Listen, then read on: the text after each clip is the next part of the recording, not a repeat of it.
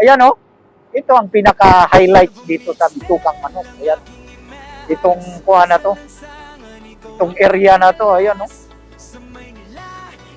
Kuhaan talaga siya.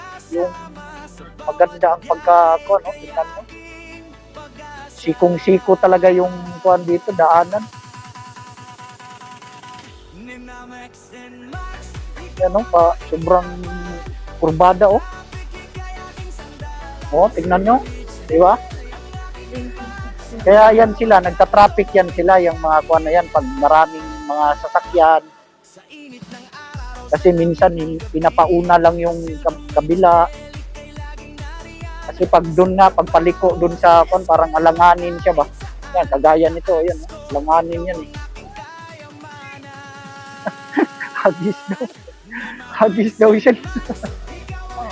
Pwede ka pala bumaba doon. Ayun oh. Ay, bababa tayo dyan para makita tayo sa ano. Saan makita? Drone. Teka lang, banha, mangugagod. Meron na siyang kuan dito. Meron na siyang, ayan oh. Parang barricades. Dito tayo dapat. Yan oh, may barricades na siya. Ito ang Bitukang Manok ng Atimonan, Quezon Province. Grabe guys! Welcome sa isa sa mga pinakasikat na kalsada sa Pilipinas, ang Bitukang Manok dito sa Atimonan, Quezon. Kung mapapansin nyo talagang kakaiba ang daan dito. Sunod-sunod na matarik na kulbada at paikot-ikot na liko, kaya tinatawag itong Bitukang Manok dahil parang bituka ng manok ang hugis ng kalsada kapag tinitingnan mula sa taas. Dati itong pangunahing rota papuntang Bicol at Southern Luzon. Hanggang ngayon, paborito pa rin itong daanan ng mga riders at road trip lovers dahil sa ganda ng tanawin at excitement ng bawat kurbada. Pero guys, paalala lang, huwag magpa-overconfident dito. Mas importanteng safety kaysa bilis. Stay in your lane, control your speed, at laging maging alerto lalo na kapag basa ang kalsada o maulan. Habang tinatahak natin ang bawat liko, makikita natin ang napakagandang tanawin na kabuntukan na talagang nakaka-relax.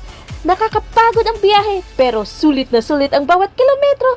Kung mahilig kayo sa adventure at scenic rides, siguraduhin dapat niyong maranasan ang Bitukang Manok kahit isang beses sa inyong buhay. This is Silver Mitchdale, bringing you another unforgettable motorcycle adventure. Tara, enjoy the ride, enjoy the view, and always ride safe, everyone!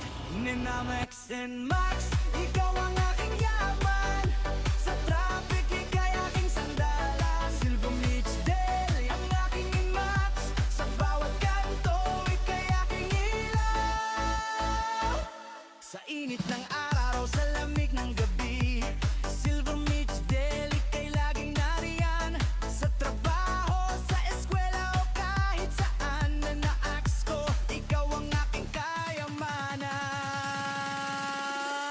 Nemabex and Max, ikaw ang Ayan oh.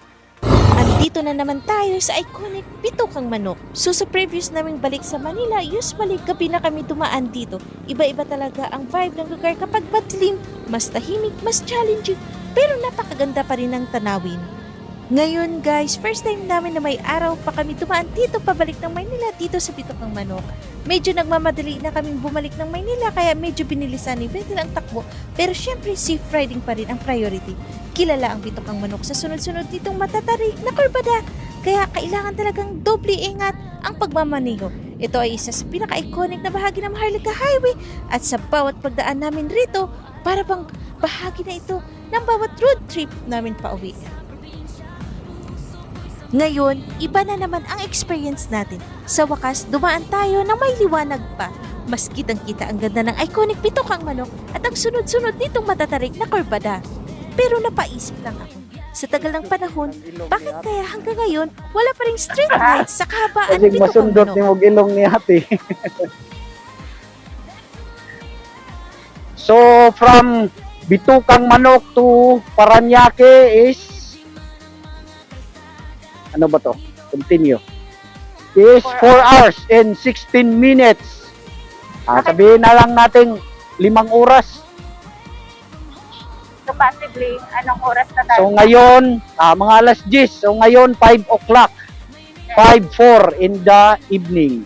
So mga alas 10 kami doon. Sa Paranaque, sa bahay. Tapos, kung gutumin pa kami, kakain kami, ayun, mga ganong oras na. Mga alas 10.